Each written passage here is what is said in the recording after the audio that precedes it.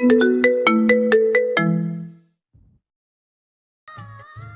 12টার দিকে চোরের মতো হেঁটে নিজের মহল্লার চিপাচাপার গলি দিয়ে নিজের বাড়িতে ঢোকার চেষ্টা করছে নাহিদ, কিন্তু সে যেদিক দিয়ে যাচ্ছে না কেন কেউ না কেউ সেই রাস্তা দিয়ে হাঁটছে। নাহিদের খুব বিরক্ত লাগছে সবার উপরে, কিন্তু কিছুই করার নেই। এদের সামনে গিয়ে কি আর বলা যাবে যে এত রাতে রাস্তায় না ঘুরে বাসায় যাও, এইসব নেশা টেশা ছেড়ে দাও, বাসায় ফিরে যাও, ঘরে তোমাদের বউয়েরা অপেক্ষা করছে। তখন তো তারাও নাহিদকে উল্টো বলবে। আমরা তো পুরান বউ রাইখা নেশা করতে আসছি, তুমি মেয়ে আজকা বিয়া কইরা এত রাতে বাইরে বাইরে ঘুরতেছো কেন? তখন কি বলবে নাহিদ? কিছু তো বলার মতো নেই। আবার যদি উল্টো পাল্টা কিছু বলে বসে যাতে তাকে লজ্জা পেতে হয়, তাই নাহিদ কোনো কথা না বলে কারো পায়ের আওয়াজ পেলে চুপটি করে দাঁড়িয়ে পড়ে। তার বাড়িতে ফিরে যেতে ইচ্ছে করছে না বললে ভুল হবে। বাড়িতে ফিরে যেতে ভয় করছে। মা না হয় বকাবকি করবে, কিন্তু বাবার সামনেই কোন মুখ নিয়ে যাবে সে? বাবার শান্ত আর শীতল চোখের না বলা প্রশ্নের উত্তর সে কিভাবে দেবে? এদিকে নাবিল ক্রমাগত কল দিয়েই যাচ্ছে। আজকের রাতটা কোনো রকম পার হয়ে গেলেই কালকে সে কলঙ্ক মুক্ত হয়ে যাবে। সব ব্যবস্থা করে এসেছে সে, কিন্তু আজকের রাতটা কিভাবে সে বাড়িতে থাকবে সেটা বুঝতে পারছে না। নাহিদ নিজেকে সাহস দিয়ে বলে, যা হওয়ার হবে, আগে তুই বাড়ি যা নাহিদ, তুই বাড়ি চল। কালকে সব কালপ্রিটগুলো শাস্তি পাবে পুরো মহল্লার সামনে। তখন তুই তোর মান ইজ্জত সব আবার ফেরত পাবি। বাড়ির কাছাকাছি আসতেই নাহিদের নাকে বিরিয়ানির গন্ধ ভেসে আসে। বিরিয়ানি তার অনেক পছন্দের একটা খাবার। সবচেয়ে বেশি তার ভালো লাগে মায়ের হাতের বিরিয়ানি। মা ছোট ছোট করে মুরগির মাংস কেটে দেয়, যাতে মনে হয় অনেক মাংসের টুকরো আছে। আগে সে নাবিলের সাথে বিরিয়ানির মাংস নিয়ে ঝগড়া করত, কিন্তু বিশ্ববিদ্যালয়ের সময় থেকে আর করে না। কিন্তু এখন নাবিল আর নাতাশা ঝগড়া করে। তাদের বাড়িতে কালে ভাদ্রে বিরিয়ানি রান্না করা হয়। সেদিন আর কেউ বাড়ির বাইরে বের হয় না, রান্নাঘরে মায়ের আশেপাশে ঘুরঘুর করে। যে নাতাশা রান্নাঘরে যায় না, সে নাতাশাও মাকে টুকটাক সাহায্য করে। লেবু কেটে নেয়, শশা কেটে নেয়, টিউবওয়েল থেকে জগ ভর্তি করে পানি নেয়। মাঝে মাঝে বড় ভাইয়ের কাছে এসেও বলে, ভাইয়া, তোর কাছে কি কোকা কোলা ক্যানের টাকা আছে? খাবার শেষে খেতে ভালো লাগে, আনতে পারবি এক বোতল? আজ নিশ্চয় তার বাড়িতে বিরিয়ানি রান্না হচ্ছে না। মা হয়তো বাড়ির সামনেই চেলা কাঠ নিয়ে বসে আছে তাকে মারার জন্য। এখন আর এসব ভেবে লাভ নেই, যা হবার হবে। নিজেই নিজেকে কথাগুলো বলতে বলতে নিজের বাড়ির গেটের ভেতরে ঢুকে পড়লো। কিন্তু সে যা দেখলো তাতে তো তার অজ্ঞান হওয়ার দশা। তাদের রান্নাঘরেই বিরিয়ানির গন্ধ আসছে। তার মা রান্নাঘরের সামনে কেটে রাখা টিন বসিয়ে রান্না করছে। এই ভীষণ রকম অন্ধকারে মাটির চুলোর আগুন টকটকে লাল মনে হচ্ছে। মা নিশ্চয়ই ঘেমে গেছে। মাঝে মাঝে কপালে নিজের কাপড় দিয়ে ঘাম মুছছে। বাবাকে সে দেখতে পেল বারান্দায় সামনে সিঁড়িতে বসে আছে। নাতাশাকে দেখতে পেল টিউবওয়েল থেকে পানি তুলছে। নাবিলকে আশেপাশে কোথাও পেল না সে। সে চুপি চুপি দুবারের মাঝখানে এসে দাঁড়ালো। প্রথমে বাবাই তাকে দেখলো।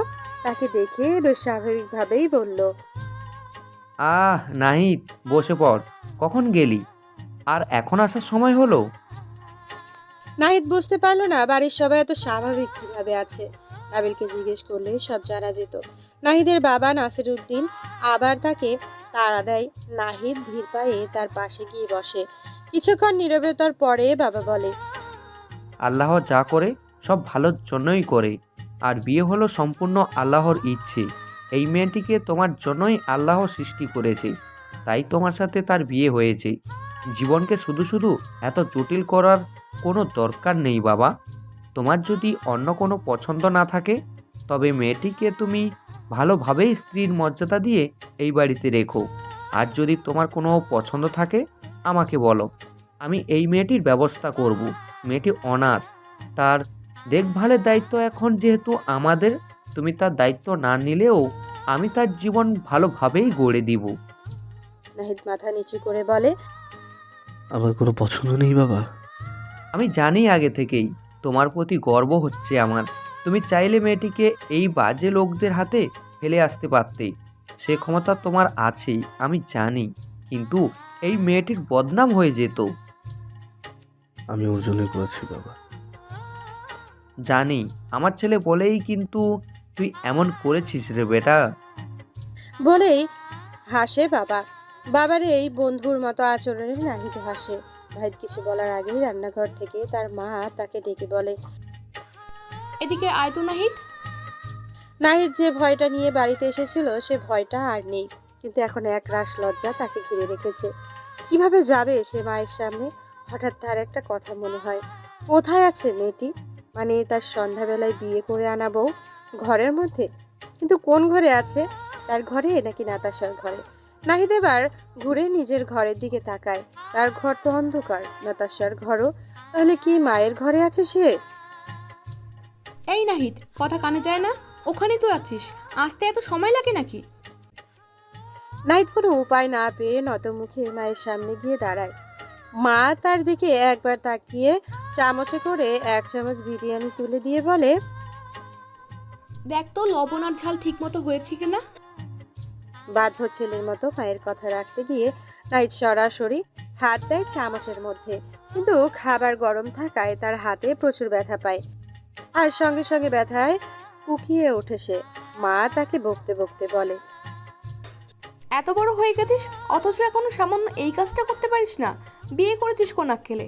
যদি সামান্য বিরিয়ানি লবণ দেখতে গিয়ে হাত পোড়াস, তাহলে সংসার করবে কিভাবে? তারপর পেছনে ফিরে বলে, আমার ভোলাবালা ছেলেটার বউ হয়ে এসেছো ভাগ্যক্রমে।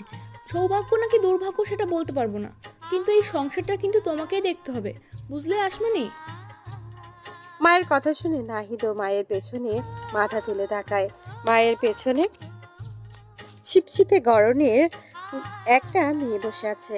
খুবই সাধারণ একটা মেয়ে, সাধারণ মধ্যবিত্ত ঘরের মেয়েদের মতোই পোশাক। তাকে দেখে মাথার ঘুমটা টেনে শশা কাটতে থাকে। এই প্রথম মেয়েটাকে ভালোভাবে খেয়াল করে সে। সন্ধ্যায় তো মাস্ক পরা ছিল, তাই চেহারা দেখতে পারেনি। মেয়েটি দেখতে বেশ ফর্সা, মুখে কয়েকটা ব্রণের দাগ আর ব্রণ আছে। একটা ব্রণ পেকে লাল হয়ে গেছে গালের এক পাশটায়। মনে হচ্ছে মেয়েটার মুখে রং মেখেছে। হাতে পায়ে কোনো অলংকার নাই, সাধারণ মেয়েদের থেকেও সাধারণ মেয়েটি। কিন্তু এই প্রথম কোনো মেয়েকে তার খুঁত সহ এত ভালো লাগলো। নাহিদ মুহূর্তেই কেমন হয়ে গেল। মেয়েটি একবার তাকালো তার দিকে, নাহিদের মনে দোলা দিয়ে গেল। কোনো এক অজানা বাতাস। নাহিদের মনে হলো এই মেয়েটিকে দেখে সে সারা জীবন পার করে দিতে পারবে।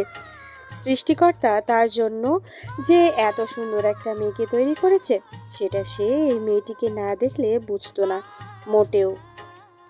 নাহিদ তার জীবনে একটা প্রেমও করতে পারেনি, শুধুমাত্র তার লাজুক স্বভাবের জন্য।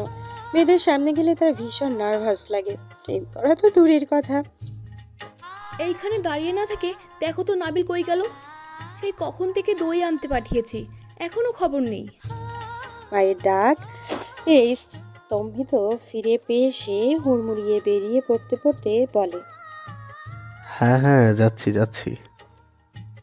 নাহিদকে অবশ্য যেতে হলো না। গেটের সামনে যেতেই উল্টো পাশে থেকে নাবিলও গেট দিয়ে নিজের মাথা ঢুকিয়ে দিল। নাহিদও তাই পিছিয়ে আসলো। নাবিল এক হাতে দইয়ের হাঁড়ি আর এক হাতে কোকা কোলার বোতল বারান্দায় রাখা প্লাস্টিকের টেবিলে রাখলো। নাতাশা অবাক হয়ে গেল তার হাতে কোকা কোলা দেখে। নাবিলের চোখ মুখে বিশ্বজয়ের হাসি। বাবা তাকে শুধু দই কেনার টাকা দিয়েছিল, সে নিজের টাকায় কোকা কোলাও কিনে এনেছে। খাবার টেবিলে টেনে বারান্দার মাঝখানে আনলো নাবিল। ছোট্ট একটা ঘর তাদের, ঘরের ভেতরে 3টা থাকার ঘর। পূর্ব পাশেরটা তার আর তার ভাইয়ের, মাঝেরটা নাতাশার, আর পশ্চিম পাশেরটা বাবা মায়ের। তাদের আর বাবা মায়ের ঘরের সামনে বারান্দার জায়গায় আবার ছোট্ট 2টি ঘর। একটাতে গ্যাসের চুলা রাখা হয়েছে আর একটাতে বানানো হয়েছে বসার ঘর, তাই তাদের ঘরে আলো বাতাস পায় না। সামনে থেকে নাতাশার ঘরের সামনে জানালা থাকলেও বারান্দায় রাখা ডাইনিং টেবিলটার জন্য তাও ঝামেলা। নাবিলে ভীষণ অস্বস্তিতে পড়ে গেল মেয়েটার সামনে। তাদের কি না কি ভাবছে মেয়েটা। নাতাশা তার ঘর থেকে তার পড়ার টেবিলের চেয়ার নিয়ে এসেছে, কারণ এখন তো 6 জন মানুষ। রং ওঠা চেয়ারটা দেখেও নাবিলের ভীষণ ছোট মনে হলো। কি নিদারুণ গরিবই না তারা। খাবার টেবিলে বসে আসমানি নামের মেয়েটির মাথা নিচু করে খেতে থাকে। নাবিলের তখন ভীষণ মন খারাপ লাগে। এই ব্রয়লার মুরগির মাংস দিয়ে বিরিয়ানি মেয়েটার কেমন লাগছে কে জানে। একটু আলাদা বা খাসির মাংস কি দেওয়া উচিত ছিল না তাকে? তবে একটা বিষয় খুব ভালো লাগছে নাবিলের, তার বড় ভাই আর চোখে মেয়েটির দিকে কেমন করে যেন তাকাচ্ছে। সে ভালো মতোই বুঝতে পেরেছে ভাইয়ের এই মেয়েটিকে বেশ মনে ধরেছে। নাসিরুদ্দিন সাহেব বলে, আসমানি মা, আজ প্রথম দিন এলে, ভালো কিছু খাওয়াতে পারলাম না তোমাকে। মনে কিছু করিও না মা, আসলে কোনো প্রস্তুতি ছাড়া বোঝোই তো আমাদের। এই প্রথম মেয়েটি মাথা উঁচু করে বাবার দিকে তাকিয়ে তার কথা শেষ না করতে দিয়েই বলল, কি বলছেন বাবা? কতদিন পর এইভাবে ঘরের খাবার খেলাম, আমার নিজেরও মনে নেই। আর এই খাবারকে সামান্য কেন বলছেন? টিউশনি করিয়ে যা রোজগার করি, আগে তো পড়াশোনার পেছনে খরচ হতো, এখন তো সব চাকরির ইন্টারভিউয়ের জন্য অ্যাপ্লিকেশন আর পরীক্ষা দিতে যাওয়ার গাড়ি ভাড়াতেই যায়। এরকম খাবারও যে শেষ কবে খেয়েছি ভুলে গিয়েছি। আগে আমার মা রান্না করতো এমন করে, আমরা 3 ভাই বোন কাড়াকাড়ি করে খেতাম। কারোর প্লেটে একটু মাংস বেশি গেলে বাবার কাছে মায়ের দ্বিচারিতার জন্য বিচার দিতাম। এখন আর কেউ নেই আমার, না বাবা, না মা, না ভাই, না বোন। চাইলেও আর কাউকে ফিরে পাবো না। ফিরে পেলে খোদার নামে শপথ করে বলছি, আমার ভাগেরটা আমার ভাই বোনদের দিয়ে দিব। মেয়েটির কথা শুনে বাবা মাথা নিচু করে ফেললো। মা নিজের খাবার ফেলে উঠে বসে, মেয়েটির মাথায় হাত বুলিয়ে দিয়ে আরেকটু খাবার তার প্লেটে তুলে দিয়ে বলে, এইটা তোর সংসার বুঝলি, আর আমরা তোর পরিবার। যখন যা ইচ্ছে হবে তাই নিজে হাতে নিয়ে খাবি। আমরাও তো বড় লোক না, কিন্তু মাসে কিংবা 2 মাসে 2-1 ভালো খাবার আমরা খাই। তুইও খাবি, লজ্জা করবি না মোটেও। মায়ের মমতায় মেয়েটি যেন গলে যাচ্ছিল। প্লেটের সব খাবার একটু একটু করে শেষ করলো সে, একটা দানাও বাকি রাখলো না। নাবিলের বেশ ভালো লাগলো মেয়েটিকে। তাদের মতো মধ্যবিত্ত সংসারকে গুছিয়ে একত্রে রাখার জন্য এইরকম একটি মেয়ে যথেষ্ট। নাতাশার ঘরে বসেছিল আসমানি, পাশের ঘরে নাহিদ বসে আছে। বিয়ে এমন একটা সম্পর্ক যেখানে অপর একটা মানুষের সম্পর্কে কোনো কিছু না জানলেও তার প্রতি আলাদা একটা টান আসে। এই মুহূর্তেই নাহিদ আর আসমানির মনের অবস্থাও এক। কেন যেন তারা একে অপরের সাথে দেখা করতে চাইছে, কিন্তু কেউই মুখ ফুটে বলতে পারছে না। নাহিদ আর চোখে নাবিলের দিকে তাকাচ্ছে, ও বাচ্চাদের মতো বাটিতে করে দই চেটে চেটে খাচ্ছে। আসমানির সামনে থাকায় এখন ভালোভাবে খেতেও পারেনি বলে মাঝে মধ্যে বড় ভাইয়ের দিকে তাকিয়ে কেমন হাসি দিচ্ছে। নাহিদের মেজাজ গরম হচ্ছে ওকে দেখে। যেভাবেই হোক আজ তো তার বিয়ে হয়েছে, আজই তো তার বাসর হওয়ার কথা ছিল, কিন্তু এই নাবিল তো বের হওয়ার নামই নিচ্ছে না। আর এইদিকে আসমানির দরজার দিকে বারবার তাকাচ্ছে, কখন তার শাশুড়ি ঘরে এসে তাকে ওই ঘরে যাওয়ার জন্য বলবে। আসমানি ভাবনার মাঝে ওর শাশুড়ি রুমে এসে ওর পাশে বসে বলে, আসমানি মা, তোমার শ্বশুর একজন স্কুল শিক্ষক হলেও অতটা আধুনিক না। সে কোথায় যেন এক ইসলামিক বক্তাকে বলতে শুনেছে, বৈধ অভিভাবক ছাড়া নাকি বিয়ে ভালোভাবে সম্পন্ন হয় না।